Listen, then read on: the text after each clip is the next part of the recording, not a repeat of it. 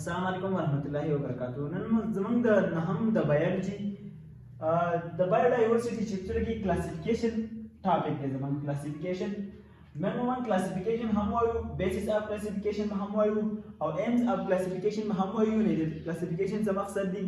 او پرنسپل اف کلاسیفیکیشن یعنی د کلاسیفیکیشن په څه اصول باندې کلاسیفیکیشن ارګانیزم کلاسیفای شوی دي دا به هم یو خو د ویډیو کتنه مخکې تاسو زموږ یوټیوب پیج سبسکرایب کړئ لایک کړئ او د ویډیو کتنه بعد په حصہ باندې کې کمنټ وکړئ نو راځو خپل ټاپک ته کلاسیفیکیشن چې کلاسیفیکیشن څه ته وایي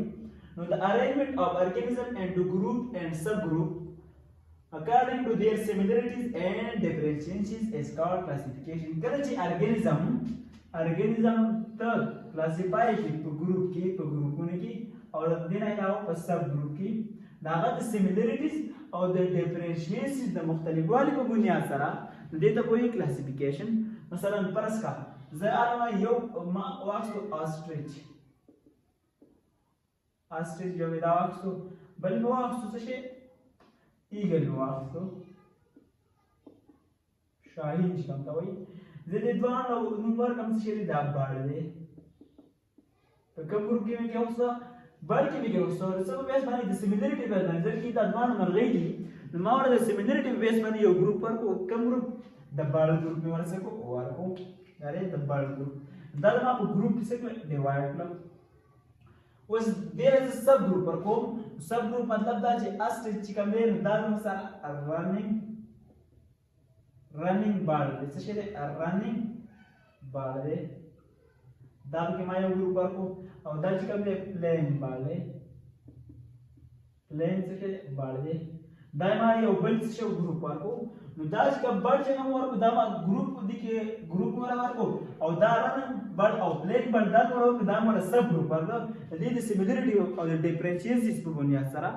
نو چې کله موږ ارګانیزم د سیمیلریټیز یا د ډیفرنشیشنز د مختلفوالي په وجه سره موږ په ګروپ او په سب ګروپ کو سب ګروپ څه کو ارین کو ترتیب ولا ورکو دي ته بس وای کلاسیفیکیشن وته وای اوس راځو بیسس اف کلاسیفیکیشن د ټول د مخکې دا چې کلاسیفیکیشن ارګانیزم ولې کلاسیفای کیږي نو بایولوژیست دا اسټیمیټ کړي دا اندازه لګولې دا چې 2 میلیون ارګانیزم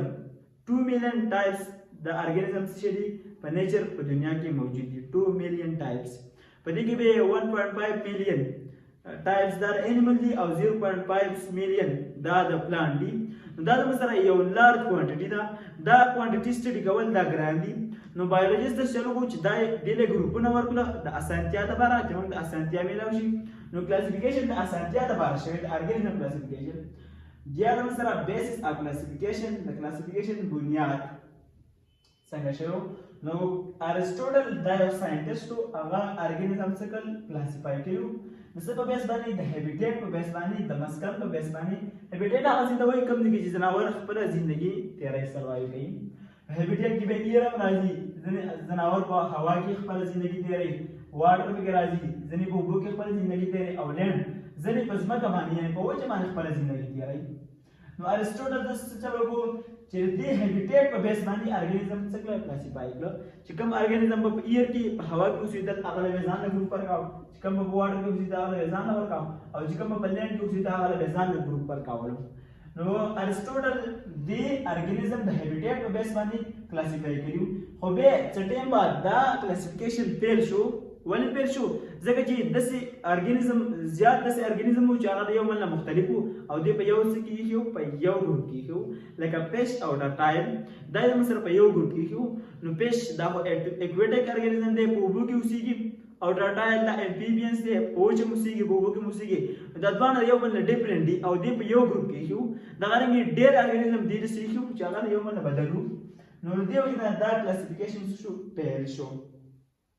بیا on the basis of physical character بیا وروسته چې کوم کلاسیفیکیشن شو هغه د فزیکل کریکټر په بنیاد باندې شو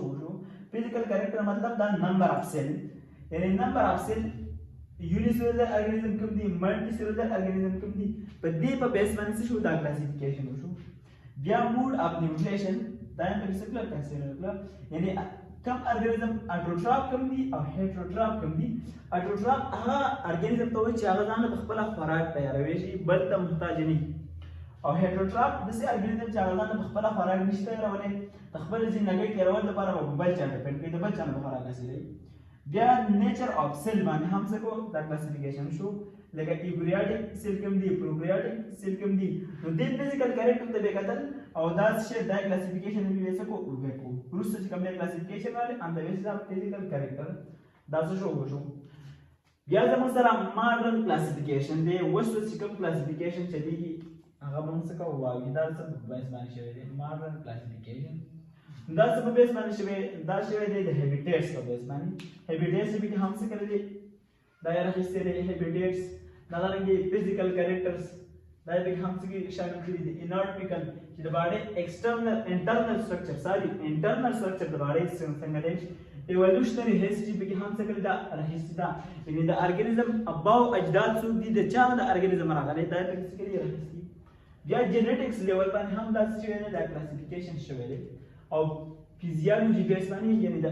د کم پارټس کم فنکشن دی په دې په بیس باندې هم څه شوی دی دا کلاسیفیکیشن شوی دی. بیا راځو ایمز اف کلاسیفیکیشن د کلاسیفیکیشن مقصد څه دی ولې دا کلاسیفیکیشن کیږي نو اټ میک سټډي ایزی دا د سره سټډي د ارګانیزم سټډي موږ ته اسانه موږ په اسانتیا سره ارګانیزم سټډي کوي شو ولې ځکه چې کلاسیفیکیشن موږ ته د ارګانیزم سیمیلریټیز یو شانواله او ډیفیشنسیز چې په دې کې یو شانواله او مختلفواله سره دا موږ ته معلومیږي نو دې وجه نه دا د سره سټډي اسانه